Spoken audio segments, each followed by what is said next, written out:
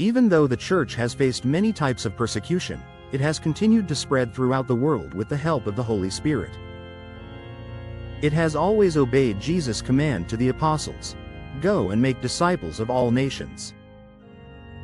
Everywhere the Church went, people listened to its message, believing Jesus' warning, "Whoever does not believe will be condemned." After Jesus returned to heaven, the apostles traveled to many countries to obey his command to teach all nations. They baptized people, preached the gospel, and led the new Christian communities. They also appointed bishops and priests to guide the faithful after them. The apostles suffered greatly for their faith and many died as martyrs. Saints Peter and Paul worked especially hard to convert the Roman Empire, which at the time was powerful but very immoral. Roman society was deeply corrupt, and Rome alone had around 30,000 different gods, many connected to immoral behavior. Since the Roman government and its religion were closely connected, attacking the religion was seen as attacking the empire. This made the Romans furious with Christians. Still, Peter and Paul continued their work and were eventually martyred. Other Christians took their place, and the struggle for the faith continued for nearly 300 years. There were 10 major persecutions, the worst under Emperor Nero, 64 to 68, and Emperor Diocletian, 303 to 305. Diocletian ordered the deaths of about 2 million Christians. Yet the more Christians were persecuted, the more their numbers grew. As Tertullian said, "The blood of martyrs is the seed of Christianity."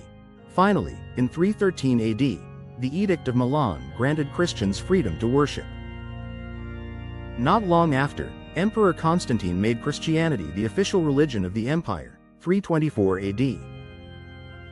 He was inspired after seeing a glowing cross in the sky with the words, "In this sign you shall conquer." His mother, Saint Helena, also helped lead him toward the faith. Within about 60 years after the Edict of Milan, huge groups of barbarian tribes, such as the Huns, Goths, Vandals, and Visigoths, poured into Europe from the north. They conquered many cities, and eventually Rome itself fell. Civilization nearly collapsed. But missionaries from the Church went among the barbarians, lived with them, and brought the Christian faith to their lands.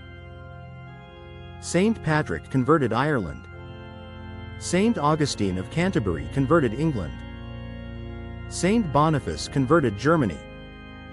The Franks followed their king, Clovis, into the Christian faith. After 400 years, the once savage peoples of Italy, Spain, France, Germany, England, and Ireland had become Christian, civilized, and peaceful. They built churches, founded cities, and traded with one another. In the 600s, Muhammad began spreading his new religion among the Arab tribes, often by force. His followers conquered much of Asia, North Africa, Spain, and many islands of the Mediterranean. Eventually they entered France.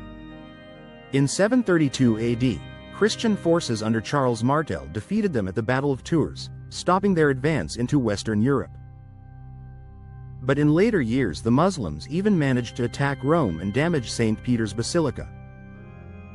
Still, the Church survived and eventually pushed them back. When Jerusalem fell to Muslim control in the 11th century, Christian armies launched the Crusades, 1095 to 1254, to free the Holy Land. There were 7 crusades in total. Famous leaders included Godfrey de Bouillon, Frederick Barbarossa, Richard the Lionhearted, and Saint Louis of France.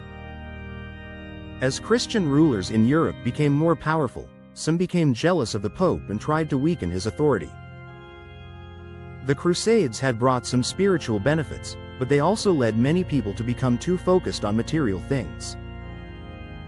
New heresies arose. Berengarius denied the real presence in the Eucharist. The Greek, Eastern, schism split the Church. The Albigensian heresy, and later the teachings of Wycliffe and Huss, attacked the Church's authority. By the 1500s, a spirit of rebellion had spread, and many openly rejected the Church. This led to the Protestant Reformation. In 1517, Martin Luther, an Augustinian monk, attacked the Church's teaching on indulgences. After he was publicly defeated in debate by John Eck, Luther grew angrier and spread even more false teachings. His ideas appealed to people's pride and weaknesses, so he gained many followers. Princes who wanted power for themselves supported him. Luther taught that the Bible alone was the rule of faith and that each person could interpret it however he wanted. Many also liked his belief that people could not avoid sin because they had no real free will. The revolt spread across Europe. In Switzerland, John Calvin founded Calvinism. In Scotland, John Knox spread Protestant ideas. In England, Henry VIII created the Anglican Church mainly so he could change wives.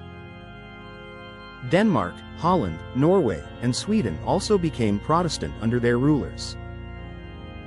Yet, despite the chaos, the Church emerged stronger and purified. Meanwhile, explorers from Spain and Portugal brought Christianity to new lands. Catholic missionaries traveled across the world, winning more souls for the Church than were lost to Protestantism. In the centuries that followed, many Europeans returned to the Catholic Church, and millions in the Americas embraced the faith. Protestantism continued to oppose the Church, and a new kind of modern paganism, born from rebellion and moral laxity, also became a threat. In some countries, especially Russia and its satellite nations, the Church faced open persecution. Still, it grew and became the largest single religious body in the world. By 1953, Catholic missionaries could be found in the most remote places on earth, patiently bringing the gospel to people everywhere, often going where no other foreigners would go.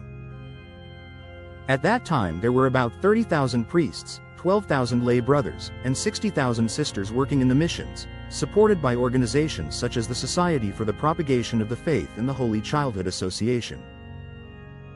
Around this time, the Church had about 425 million members worldwide, guided by about 420,000 priests, 2,200 bishops, and one leader, the Pope. The various Protestant denominations together had about 200 million members, and the Eastern Orthodox churches had about 150 million.